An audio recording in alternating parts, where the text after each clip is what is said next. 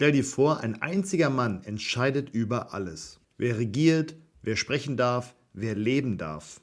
Keine Wahlen mehr, keine Debatten, keine Kompromisse. Stattdessen Gehorsam, Ordnung, ein einziger Plan und Millionen Menschen marschieren mit. Das klingt für manche vielleicht sehr verlockend, so klar, so einfach. Aber genau das ist der gefährliche Kern einer Diktatur. Und genauso war es im nationalsozialistischen Deutschland. Ein Land, das sich aus Angst, Hass und Verzweiflung einem Mann unterwarf, und zwar Adolf Hitler. Aber wie konnte er mit seiner Partei, der NSDAP, eine ganze Gesellschaft, ein ganzes Land dazu bringen, ihm zu folgen? Die Antwort beginnt mit einer tödlichen Idee: Nationalsozialismus. Eine Ideologie, eine Weltvorstellung, die versprach, Deutschland zu einer Weltmacht zu machen und dabei alles zerstörte, was Menschlichkeit ausmachte. Hallo Leute, ich bin Herr Müller, Geschichtslehrer und erkläre euch Schulwissen einfach und kompakt. Perfekt für Prüfungen, Referate oder einfach zum Durchblicken. Heute mit der Frage: Was ist Nationalsozialismus? Welche Ideen stecken dahinter? Und warum wurde diese Ideologie für Millionen Menschen zur tödlichen Bedrohung? Natürlich einfach erklärt, los geht's. Der Nationalsozialismus entstand in einer Zeit großer Unsicherheit nach dem Ersten Weltkrieg. Deutschland war geschlagen und der Versailler Vertrag brachte Gebietsverluste, hohe Schulden und ein tiefes Gefühl nationaler Demütigung. Dazu kam eine schwere Wirtschaftskrise, Inflation, Arbeitslosigkeit und ab 1929 die Weltwirtschaftskrise. Ein Video dazu findest du oben in der Infobox.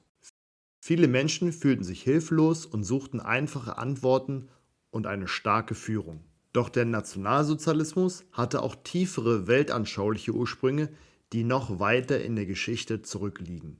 Zum einen der Sozialdarwinismus. Die Nazis übertrugen Charles Darwins Prinzip „Der Stärkere überlebt“ auf die Menschen. Sie glaubten, dass es überlegene und minderwertige Rassen gäbe. Die arische Rasse sollte herrschen. Andere wie Juden, Slawen oder Menschen mit Behinderung galten als lebensunwert.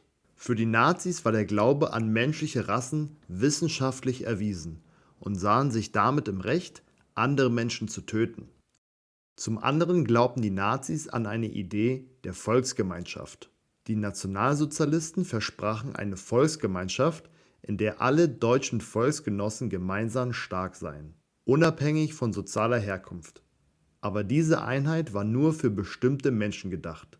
Juden, politische Gegner, Behinderte und andere wurden ausgeschlossen, verfolgt und später ermordet.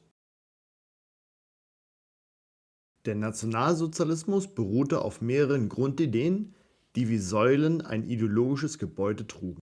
Schauen wir uns diese Ideen etwas genauer an. Als erstes das Führerprinzip. Im Zentrum stand Adolf Hitler. Er wurde als unfehlbarer Führer verehrt, der allein über das Schicksal Deutschlands entscheidet. Das Parlament verlor jede Macht. Ein Video dazu, wie Hitler aus Deutschland eine Diktatur machte, findet ihr oben in der Infobox. Entscheidungen durften nur noch im Sinne des Führers getroffen werden. Kritik und Meinungen gegen den Nationalsozialismus wurden als Hochverrat gewertet und hart bestraft. Die zweite Säule ist der Rassismus und Antisemitismus. Die Nazis glaubten an die Überlegenheit der arischen Rasse. Besonders Juden wurden als Volksfeinde dargestellt. Diese Ideologie führte zur systematischen Verfolgung, Entrechtung und schließlich zur Ermordung von rund 6 Millionen Juden im Holocaust. Die dritte Säule ist der Nationalismus. Deutschland wurde als besonderes und übergeordnetes Volk dargestellt. Die Nazis wollten alle deutschen Volksgenossen in einem großdeutschen Reich vereinen. Alles Fremde, besonders Einflüsse aus westlichen Demokratien, wurde als bedrohend gesehen. Die vierte Säule ist der Antikommunismus und das Feindbilddenken. Die Weltanschauung des Kommunismus wurde als jüdisch-bolschewistische Gefahr dargestellt.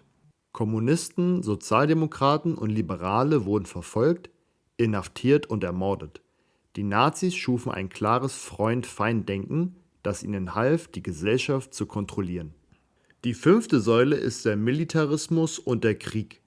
Die Nazis sahen den Krieg als einen normalen Weg, um ihre Ziele zu erreichen. Schon früh begann die Aufrüstung der Wehrmacht und in der Schule sowie in den Jugendorganisationen der NSDAP wurden vor allem die Jungen auf den Krieg vorbereitet. Ziel war es, den Lebensraum im Osten zu erobern, mit einem brutalen Vernichtungskrieg. 1939 begann mit dem Überfall auf Polen der Zweite Weltkrieg. Die sechste Säule ist Propaganda und Kontrolle.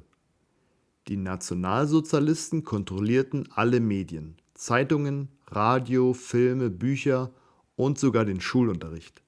Joseph Goebbels als Propagandaminister sorgte dafür, dass alle Informationen der NS-Ideologie unterstützten. Kritik oder abweichende Meinungen wurden zensiert und verfolgt.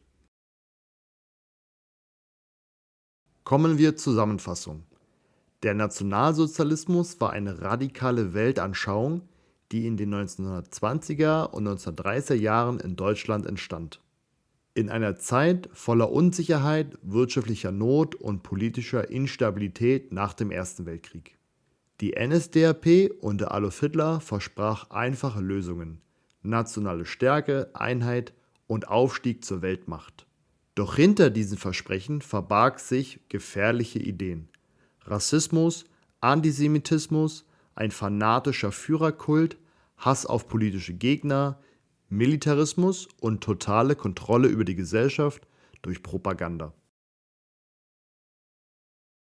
Was können wir aus dem Nationalsozialismus lernen? Die NS-Ideologie war mehr als nur eine politische Bewegung. Sie war ein System aus Angst, Hass und Täuschung. Folgende Punkte sollten wir daraus lernen. Erstens. Einfache Lösungen klingen verlockend, vor allem in Krisen. Doch wer blind folgt, gibt seine Freiheit auf. Populismus und autoritäres Denken sind keine Rettung. Sie sind eine Gefahr. Zweitens. Wenn Menschen systematisch ausgegrenzt werden, wenn Rassismus und Hass den Ton angeben, dann ist das kein anderer Meinung sein, sondern eine direkte Bedrohung für Menschlichkeit. Der Holocaust war kein Zufall, er war Folge einer Ideologie der Ausgrenzung. Drittens. Demokratie ist kein Selbstläufer.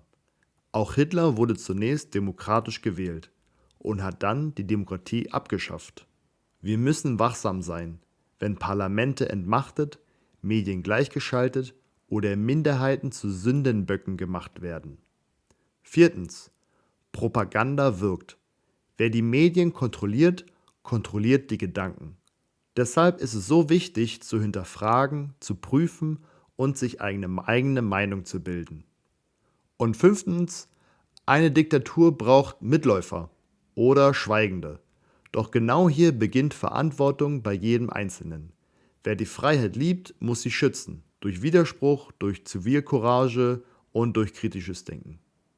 Das war's für dieses Video. Danke fürs Zuschauen. Wenn es dir gefallen hat und wenn es dir geholfen hat, lass gerne ein Like da und abonniere den Kanal Schulwissen to go. Und wir sehen uns im nächsten Video. Bis bald, dein Herr Müller.